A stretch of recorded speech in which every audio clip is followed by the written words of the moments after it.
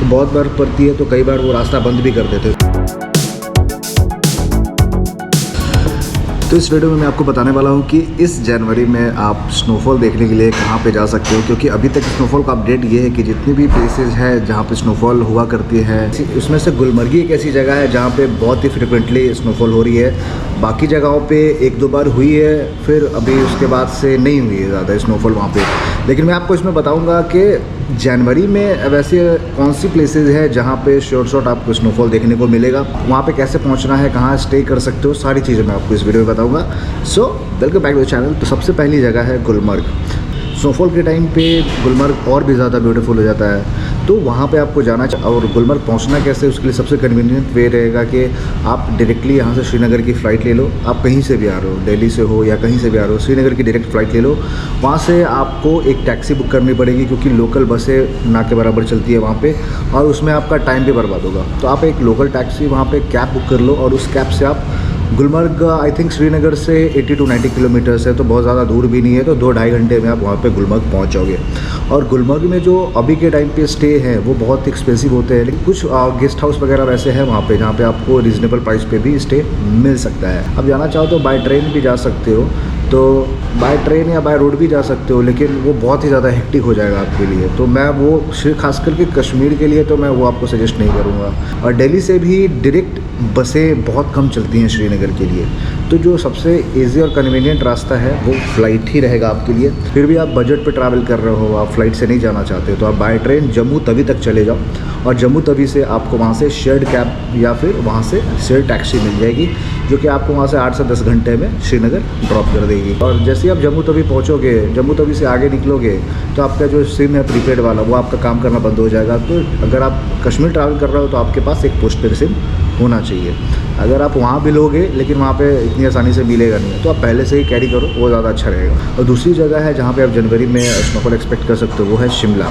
तो शिमला भी बहुत ही ब्यूटीफुल हो जाता है स्नोफॉल होने के बाद, और Shimla one of the famous destination है इंडिया में स्नोफॉल के लिए। काफ़ी लोग पूरे इंडिया से आते हैं वहाँ पे स्नोफॉल देखने के लिए। तो शिमला आपको कैसे पहुँचना है, तो अगर आप दिल्ली से हो तो दिल्ली से तो बहुत ही फ्रिक्वेंटली मजनू का टीला करके एक जगह है, वहाँ से फ्रिक्वेंटली बसें निकलती हैं शाम को, जिसका फेयर 800 से 900 रुपये होता है वोल्वो का। और दूसरा, अगर आप बाय ट्रेन आना चाहते हो तो आप वहाँ से कहीं से भी आप आ रहे हो तो यहाँ से आप कालका तक पहुँचो, फिर कालका से आइदर बस या तो फिर वहाँ से टॉय ट्रेन निकलती है। और मैं आपको सजेस्ट करूँगा कि अगर आप विंटर्स में जा रहे हो तो जनवरी में अगर आप बाय टॉय ट्रेन जाते हो तो आपको वो मतलब लाइफ लॉन्ग एक्सपीरियंस रहेगा, क्योंकि उस टाइम पूरे रास्ते में बर्फ़ पड़ी होती है, और वहाँ से जब टॉय ट्रेन निकलती है वो देखने में आपको अलग ही मज़ा आएगा, वो एक अलग ही एक्सपीरियंस देगा आपको। और बाय फ्लाइट अगर आना चाहते हो तो नियरेस्ट एयरपोर्ट रहेगा चंडीगढ़। आप बाय फ्लाइट चंडीगढ़ तक आ जाओ, और चंडीगढ़ से आपको सेक्टर 43 या सेक्टर 17 से बहुत बसें मिल जाएंगी, जो कि आपको डायरेक्टली शिमला ड्रॉप कर देंगी। और शिमला वगैरह में स्नोफॉल का जो टाइम होता है वो सीज़न कंसिडर नहीं किया जाता, वहाँ पे आपको स्टे बहुत ही रीजनेबल प्राइस पे शिमला में मिल जाएगा, क्योंकि गुलमर्ग कश्मीर वैसे भी बहुत एक्सपेंसिव है ट्रैवल करना। तो वहाँ पे ऑलमोस्ट आप कभी भी जाओ तो वहाँ पे स्टे वगैरह का थोड़ा सा प्राइस रहता है। तो मैं खुद भी इस बार प्लान कर रहा हूँ जनवरी में शिमला जाने की, क्योंकि मैं बहुत टाइम से विंटर्स के टाइम पर प्लान करता हूँ शिमला, लेकिन वो हो नहीं पा रहा है। तो इस बार मैं शॉर्ट शिमला जाऊँगा, आई थिंक 15 जनवरी के बाद। और थर्ड प्लेस है स्नोफॉल देखने के लिए जहाँ पे आपको शॉर्ट स्नोफॉल मिलेगी, और वहाँ पे तो आपको जनवरी नहीं मार्च तक भी स्नोफॉल मिल सकती है। तो शिमला से आगे किन्नौर डिस्ट्रिक्ट में ये जगह पड़ती है, उसका नाम है चितकुल विलेज। वो इंडो तिब्बत बॉर्डर पे लास्ट विलेज है किन्नौर डिस्ट्रिक्ट की साइड से।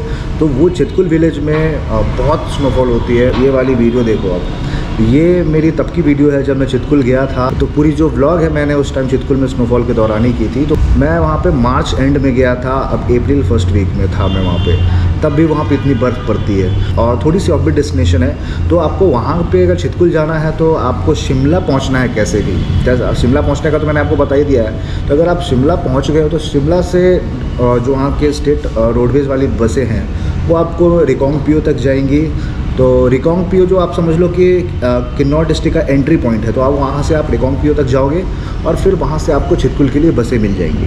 तो बहुत फ्रिक्वेंटली बसें नहीं चलती हैं, तो आप इस बात का ख्याल रखना, अगर एक बस मिस हुई तो कम से कम 2-3 घंटे आपको वेट करना पड़ेगा। और एक इंपॉर्टेंट चीज़ कि अगर आप छितकुल प्लान कर रहे हो जनवरी में, तो जाने से पहले एक बार चेक कर लेना, क्योंकि वहाँ पे बहुत बर्फ़बारी की वजह से कई बार ऐसा होता है कि वो लोग रूट बंद कर देते हैं। छितकुल में अगर आप रुकना चाहते हो तो वहाँ पे बहुत ही चीपेस्ट होम स्टे वगैरह मिल जाएंगे आपको स्टे के लिए, और वहाँ पे 2-3 हॉस्टल भी है, तो आपका वहाँ पे बड़े सस्ते में काम हो जाएगा, आप अच्छे से घूम के आ जाओगे। और चौथी जगह है ऑफकोर्स मनाली। तो मनाली जाने के लिए भी दिल्ली से बहुत बसें निकलती हैं। तो मजनू का जो टीला जगह है, वहाँ से मनाली के लिए भी बहुत सारी वोल्वो बसें निकलती हैं, जो कि उसका भी फेयर ऑलमोस्ट 800 to 900 ही रहता है, जो आके आपको 12 घंटे में मनाली पहुँचा देगी।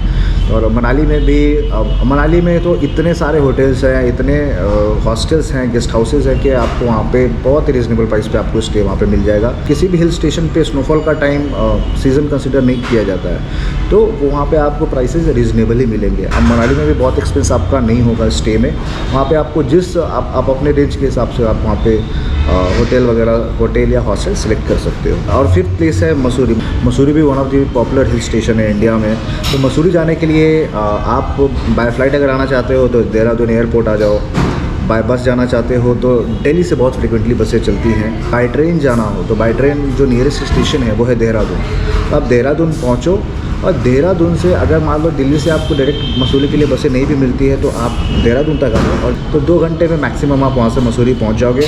और जो रास्ता है वहाँ का वो थोड़ा सा बड़ा ख़तरनाक रास्ता है वहाँ तक पहुँचने का, तो वहाँ के जो रोडवेज वाले ड्राइवर्स होते हैं वो बहुत ही तगड़ा भगाते हैं, तो आपको डरना नहीं है, वो स्किल्ड होते हैं। अगेन मसूरी में भी स्टे वगैरह के लिए बहुत ऑप्शन हैं आपको, वो भी बहुत एक्सपेंसिव प्लेस नहीं है, आपको हर रेंज के वहाँ पे होटल्स गेस्ट हाउसेस आपके रेंज आपके हिसाब से आपको मिल जाएंगे वहाँ पे।